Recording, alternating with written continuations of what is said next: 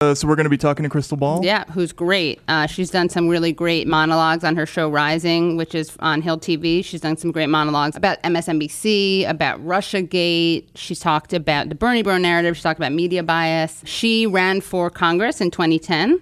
Then she was on The Cycle on MSNBC. We're also going to talk to her about this really great appearance she had on Real Time with Bill Maher. She's very fierce. Great. Well, let's talk to her. Yeah, let's talk to her. Welcome, Krystal Ball. Thank you so much for joining us. We've been wanting to have you on since the beginning. Welcome. Oh, well, I would not say this if, I just thought the podcast sucked. I would just not say anything. Right. But it's actually really, really good, and it has improved my life to have you guys to listen to in the car. So thank you. Wow, fantastic. I think that's our first sort of promo. Yeah, that's great. Yeah, there it is. Thank you so much. That goes on the blurb when we write the book. Right, yeah, exactly. Useful idioting. Right, yeah. Useful idiots, yeah. Right, useful idiots for idiots. Yeah, right, useful idiots for idiots. Yeah, we definitely got to do that, yeah. So you were on Real Time with Bill Maher the other day, and you had a kind of viral moment where Bill Maher kind of unbelievably suggested that the compromise candidate who could beat Donald Trump was Amy Klobuchar. And they need a compromise candidate. I'm looking hard at Amy Klobuchar. You know why? Because, this is not an insult to Amy Klobuchar. I like you. But when they put generic Democrat on the ballot, they win. There's an amazing shot of Krystal. You're like, it looks like you're trying not to either throw up or laugh. Unclear which one, maybe both. Can you tell us about that moment and about the point that you made? Hold on a second. Wokesters, and then she's Why do you think that economic populism, whatever you want to call it, socialism, democratic socialism, etc., Medicare for all, is so unpopular when a poll just came out that had Bernie Sanders beating Trump in Texas by more than any of the other candidates? The last 20 polls have shown Bernie Sanders beating Trump. And here's the other thing, though. Meaning that you don't need a centrist to win. Centrism is why we have lost. It's why we lost 1,000 state house seats. It's why we lost the White House. We ran a centrist. We lost. I mean, what went viral really was that face. My face went viral because I just, I reacted and the cameraman happened to catch my look because it's just so absurd to think that the way we should go about trying to win as Democrats is by running a centrist. We ran a centrist last time. And we lost. Not only that, but if you look over the course of the 8 years of the Obama administration, Obama did not run as a centrist. He ran as a transformational candidate. We won. And then as he governed as a centrist, we proceeded to lose most of the country, the House, the Senate, and then ultimately the White House. So, look, I think Bill Maher is a very well-intentioned guy. He's a nice guy. He's really thoughtful. He's really trying to figure out what the right path forward is here. But I just think there's such a mentality that is constantly reinforced in the media that you have to have a centrist to win, that any sort of facts and data that you put up against that, it just goes in one ear and comes out the other. I mean, having covered campaigns for a long time, don't you think this is just sort of conventional wisdom that gets tossed back and forth between reporters because that's what they think? I mean, they've been repeating a lot of these campaign cliches to each other for so long that the only way to win, it's like this 1996 paradigm that you have to be somewhere between a Republican and a Democrat to get the most possible votes. But the electorate has completely changed, especially recently, and it seems like people in the press especially haven't caught on to that, right? Yeah, and I think there's a generational issue where there's a certain generation of Democrats that was just so scarred by Dukakis and then Clinton being able to win. But again, Clinton's actual first campaign, he ran as an economic populist. Right. He did not run as the counter-scheduling, triangulating, focus group tested thing that he's come to be known as. But I actually think it goes deeper than that with the media because you have to think about who the media is trying to reach, right? Who advertisers in the media are trying to reach. They're trying to reach this sort of affluent, neoliberal base that's very comfortable being liberal on social issues, but is not so comfortable being populist on economic issues, right? The sort of white, affluent, upper middle class. And that's a very small segment ultimately of society, but they're very much disproportionately reflected by and represented in the media. And they're the ones that love to hear let's be socially liberal, but let's group people on Social Security, let's not raise the minimum wage, nobody wants universal health care, despite the fact that poll after poll after poll says the exact opposite. Right. So do you think these people know this and are being disingenuous, or are they just so cut off from the way people actually think and feel? I don't think it's disingenuous. I really don't. I think it is what they genuinely believe. Because you have to think about, we're so influenced by who we're surrounded by, right? So I talked about this in the context of Bernie Sanders' campaign. I think a big part of the reason why he's treated with such dismissive contempt by most of the media is because his supporters are disproportionately working class. Mm-hmm. His donors are, the number one employer of his donors is Walmart, right? They're Walmart workers, they're teachers, and these are just not the people who the media is surrounded by. They don't know these Walmart workers, so they just can't wrap their head around the fact that he really has a base and really has an appeal. And you've written in your book, there's an amazing moment where you talk a little bit about the disconnectedness and cluelessness of this particular group of people. I love your description of what you call the nerd prom, the White House Correspondents' Dinner. And you made a great point in the book that really the White House Correspondents' Dinner, you could blame the entire catastrophe of modern America on that 2011 event was it 2011 where Obama went after Trump? All kidding aside, obviously we all know about your credentials and breadth of experience. For example, no, seriously, just recently in an episode of Celebrity Apprentice. Yeah, it's this incredible moment where, Trump, who has the ultimate chip on his shoulder, who has always been the guy from the boroughs rather than Manhattan News. Totally. Always wanted to fit in and never has. And here he goes to the nerve center of the political elite and is just laughed out of the room. And so much stems from that. But it's also a metaphor for the way that, for what he actually shares in common with his base. Because a lot of people said, this guy's a billionaire, like he doesn't get you, he doesn't understand you.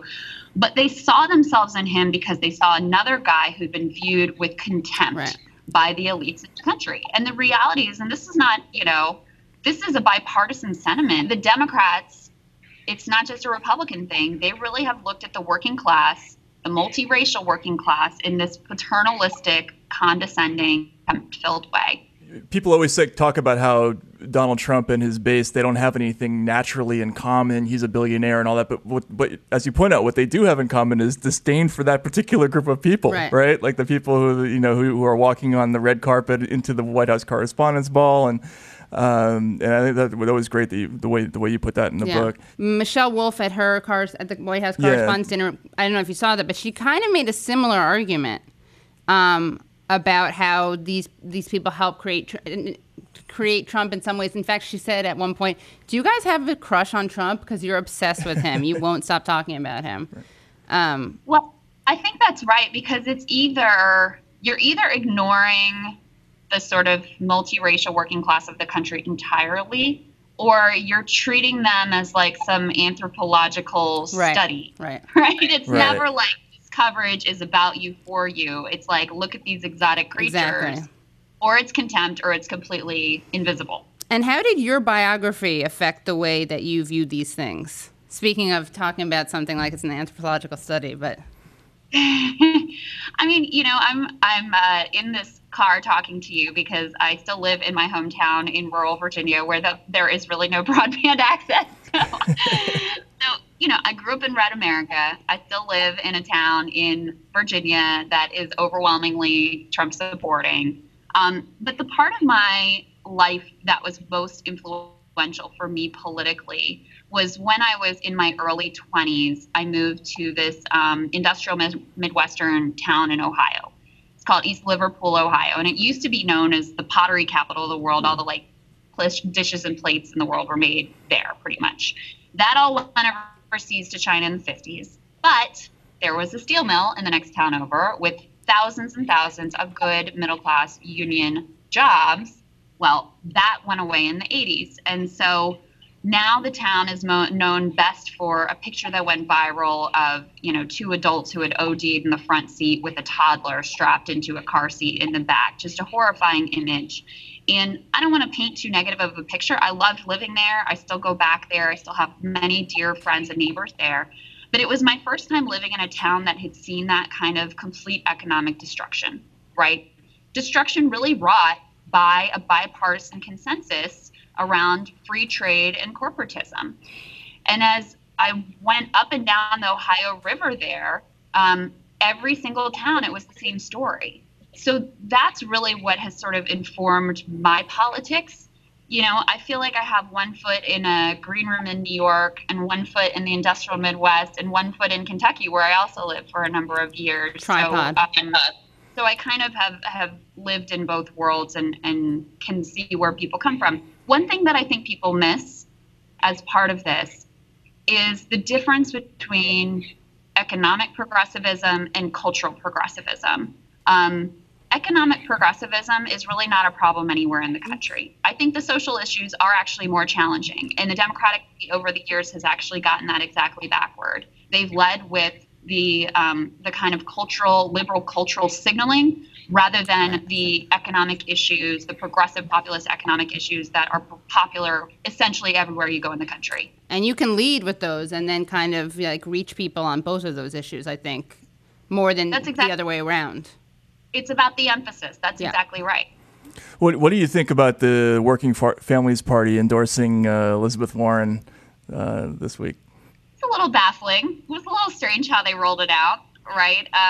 You know, first they put out that she won 60-some%, but then we learn how the process works, and 50% of the vote goes to their tens of thousands of members, and 50% of the vote goes to the leadership of the Working Families Party. And unlike last time, they were happy to put out that 80-something% of the members voted for Bernie Sanders. This time, they don't want to put out who the members actually voted for. So you can kind of read between the lines here. The leadership wanted Warren.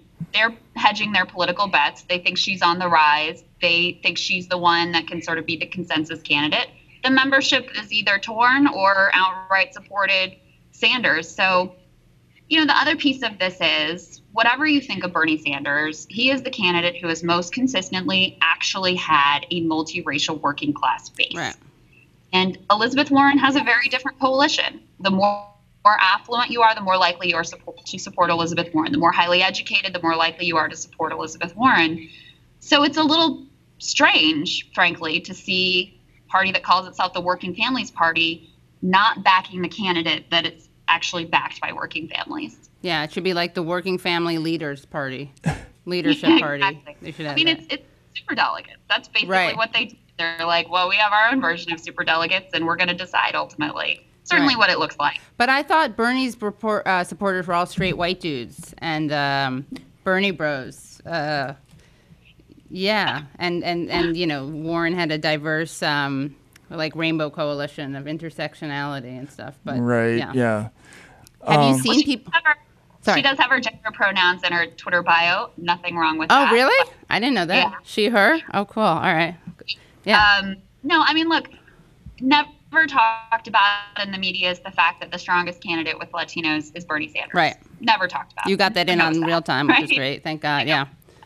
Yeah, I mean, the candidate among Black women, young Black women, is Bernie Sanders. No one ever talks about that. So, look, you can not like him. You can exactly. It's fine. I totally agree. But let's be honest about who he appeals to and what his coalition is all about. Yeah.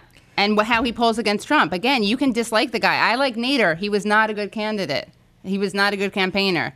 I like Sanders. He is good at those things. You know, like, again, we can separate out whether you like someone and whether they're good, whether they run well against someone else.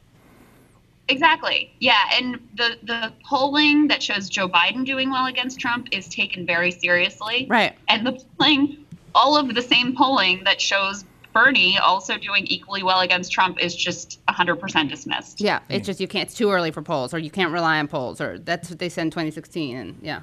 And you wrote about this too, where the whole idea of, you talk about how economic progressivism and cultural progressivism, how the party has it kind of backwards, that they lead with one and kind of try to get to the other. But you talk about how they want to sort of tweak the message rather than actually adopt new policies. They're looking for a new way to score on the economic progressivism front without actually delivering. Yeah. Is that kind of what you're saying? Like they think it's a marketing problem and not actually a political problem. Yeah. Messaging, not policy, right?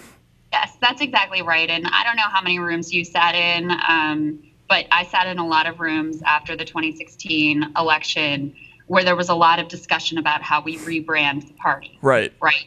When the problem really isn't the branding. Honestly, people kind of know what the party's about. That was the problem. Right. Yeah, exactly. You know? They were like, no, we get it. Y'all aren't really going to do anything for us. We totally understand that. So, one of the things I believe a lot in, and is part of why I do talk about Sanders and his coalition, is that if we want to regain credibility, we need to put working class people actually at the center of our party, as our leaders, as our messengers, as the people who are coming up with these policies and plans and telling us, like, this is what would work in my community and in my life. Like, actually, rather than just telling the working class what we're going to do for them, actually asking them what they would like and giving them the power to make that a reality for themselves and their community. So it's kind of a fundamental shift in thinking. So yeah, I think one of the fundamental differences between Sanders and Warren is he really trusts the working class to be in control of their own destiny. His fundamental proposition of his campaign is, I am going to change who has power in the country. Fundamental proposition of Warren's campaign is, I'm going to come up with a plan to help you. That's different. That means you still get to control the rules and hold on to power. And that's why, like, her cups are selling out in the Hamptons, right? The quintessential home of the elites, because they know that there will still be a check. They will still fundamentally have the same power structure in place, and that's a much more comfortable thing for them. I like Elizabeth Warren, especially when during the financial crisis. I mean, she was much more literate on a lot of these issues than most other politicians were. But this whole, I have a plan for that. My issue with it is more about the political efficacy of it, because it's exactly as you're saying. It's sort of a cult of worship of experts and expertise and sort of technocratic excellence and all that. And what that speaks to is what the Democratic Party doesn't realize is that people hate experts. Out there in where their electorate is, what people don't have any contact with billionaires or CEOs of companies, but they do meet all the time, lawyers and people who run their schools, who run their middle management in companies, and they hate those people, right? And so I don't understand this urge to run as an expert who's going to give you advice on things. Isn't that what people hate? Yeah. That's the way it seems to me. I think that's very well said, Matt. And I think it's not fair to compare Elizabeth Warren to Hillary Clinton, but in this way, they are similar. They're in the same model as John Kerry and Al Gore and all these other Democrats that white liberals absolutely love, who are super smart and have all the details and have all the plans put together and struggle to connect outside of the Democratic Party. Right. She actually said, I don't know if you heard this, but she gave a speech at Washington Square Park Monday, which is where I saw Bernie a couple years ago, and she talked about the Triangle Shirtwaist Factory and mentioned Frances Perkins, who was more of a reformer. That's a whole other issue, how she chose to mention her as opposed to like Rose Schneiderman. But what she said was, she talked about Frances Perkins and how this tragedy helped spark certain reforms. She said, so what did one woman, one very persistent woman, backed up by millions of people across this country, get done? Social Security, unemployment insurance, abolition of child labor, minimum wage, the right to join a union, even the very existence of the weekend. Big structural change, one woman and millions of people to back her up, which I thought is very kind of speaks to what you're talking about in terms of being kind of like a more horizontal, movement-connected person, which is what Sanders says, right? Not me, us, versus the way she's framing it. Yeah, and I think you can tell a lot by who people are courting and who they surround themselves and the way they go about obtaining power. She's made a choice to tell the Democratic establishment that she's going to be a team player, that she's just like Sanders in terms of all the great policies everyone loves, but, she's going to play nice and not color outside the lines. When, my fundamental view is that we need to not play nice, that the party that she wants to be a team player with is a big part of the reason that we're here. I mean, their NAFTA, their TPP, they're a financial bailout for the banks and screwing over homeowners, and no banker's ultimately going to prison. So I want a candidate who is willing to break with that and fundamentally transform the party to be something different than what it's been over these last years. Right. You've also had a really interesting journey. I mean, obviously you run for Congress, but you've been in the media. You've been you worked at MSNBC. You're now at the Hill. I'm just curious, what's your take on how the media environment, the business, has changed, especially in the last few years? I mean, I think I know the answer to this, but I'm curious to hear your view on it. Yeah, I think Trump has made people lose their minds a little bit, and obviously for good reason, mind you. But the media, it is fundamentally driven by a profit motive. He's been very good for ratings as he was rising, and he's continued to mostly be very good for ratings. So there's this absolute fixation on his every insanity to the exclusion of a lot of other things, right? And there's also part of this playing to the white affluent liberal is a lot of hand-wringing about his breaking the norms and guardrails of our democracy, which honestly, as a progressive, it's the one thing about Trump that may end up being good. I mean, if you just want big change, a lot of those norms and guardrails are basically bullshit put in place to keep people in line, frankly. So, I'm just not as concerned about his tone on Twitter and I think a lot of people say they're concerned about. A lot of people actually really love that about him, that he's just absurd and doesn't care and doesn't follow the rules, because those rules have screwed a lot of people over. So I think that's part of why there's a very distinct mismatch between what's focused on in the media and what actually matters to people in the country. I've talked a lot about, I have a little bit of a different view on impeachment, I think, than a lot.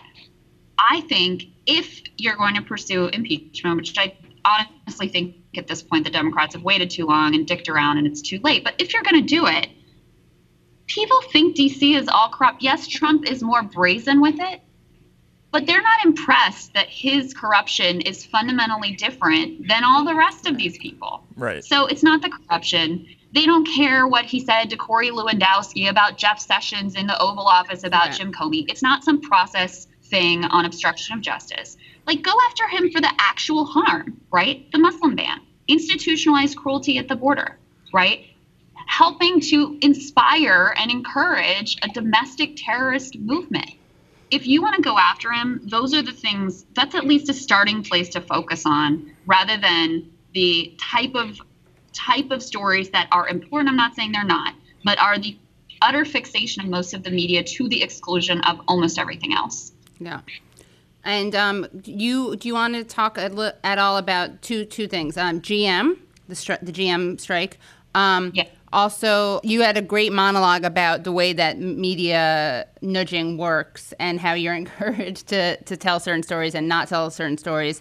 And, of course, you've been very critical of the role that MSNBC has played on the left. So those two things, I think, are related. Do you want to talk about those? Yeah, I think that's good. I think to me, one of the most important and fundamentally undercover dynamics of our generation is the decline of the labor union, right? You can look at the charts and you can see as rates of unionization have declined, so has gone the middle class. The trend and the correlation is plain as day. And yet here we have, over the past couple of years, one of the largest movements, labor movements, uprisings across the country that we've ever seen. And I'm not saying it hasn't gotten covered at all, but this should be one of the stories of the year. So we had, of course, the teachers' movements across Red America, which I covered and was on the ground for quite a bit when I was living in Kentucky at the time. I was working in West Virginia with Richard Ojeda. So I saw that up close. Normal, middle-class white women taking this incredibly militant action, right? It was a crazy scene. And now we have GM going on strike. We have, with tens of thousands of workers, we have Kaiser Permanente in California has taken a strike vote. That would be the largest labor action in I think, about 30 years. And you have airline caterers who have also nationwide taken a vote to strike. So you have all of this energy around the labor movement. Americans favor labor unions more than they ever have in our lifetime. And yet it gets very little. All the trends around that are covered very little. Most of the major papers don't even have labor reporters anymore, right? It's just not a focus. And again, this goes into there's a huge class blind spot in the media. It's not nefarious. It's not a scheme. It's not a conspiracy theory. It's just a reality of who populates the newsrooms, who they're surrounded with, and who their audience that they're ultimately playing to is. Who do advertisers want to reach? Right. Affluent, white liberals, most by and large. And so that's who the coverage is ultimately playing towards. I mean, isn't part of that have to do with who physically the people in the press are? I mean, in the old days, you had people who were working class in origin in the media. You had the Mike Royko style voices, right? Jimmy Breslin. Those people don't really exist anymore in the national press anyway. I mean, they do in the local media, but for the most part, in the op-ed pages, you're not finding those kinds of voices anymore. Except for Brett Stevens. Right, yeah, exactly. Salt of the earth Stevens. Salt of the earth, yeah. But yeah, I think that's an excellent point. I mean, just in my own little career, when I started at The Cycle and we're a panel show of 4 people, I was the only one of the 4 who was not from the Boston area. So just to give you, and I love them all. They're all wonderful, but just to give you a sense of how insular it is, very rare that you find someone who actually came up from a blue collar working class background at all, or has a real sort of sense of rural America, red America, or any perspective that is outside of that kind of liberal, urban, neoliberal world. What was your upbringing like? Mine is funny. I grew up in this really rural, small town, King George County, Virginia. And the whole economy is centered around a naval base. So it's kind of like the closest to socialism you can get in America. Right. Everybody worked on the base. That's what it was. And do you have siblings who also have names that are puns? Is that what you would call it? A Krystal Ball, is that a pun? I do have 2 older sisters. Their names are entirely normal. Okay. Paul and Heidi. If you want the whole name story while we're on it, because people always want to know. First of all, it really is my name. My parents really did name me that. They are so straight-edged. They're not weird hippies or anything you would never. They're just bourgeois middle-class people. But my dad is a physicist, and so he had done his PhD dissertation on crystals, and wow. they liked the name. There cool. You go. Excellent. Wow. Yeah. Excellent. Great story. Well, thanks for coming on. Yes, thanks for hopping in your car and driving to a place where there's broadband access and talking to us for a little bit today. Hey, it's my pleasure. Congrats on the podcast, guys. I really do love it. And thanks for having me. It's an honor. Yeah, and you have to come on the show when you're in New York. I would love that. Yeah. We will make that happen. Great. Excellent. Thanks so much. Take care, Krystal. Bye, guys. Bye. That was great. Thanks for listening to Useful Idiots. Yes. Make sure you rate and review us on iTunes, subscribe to us, find us on Spotify, and if you're on YouTube watching this, subscribe to our videos.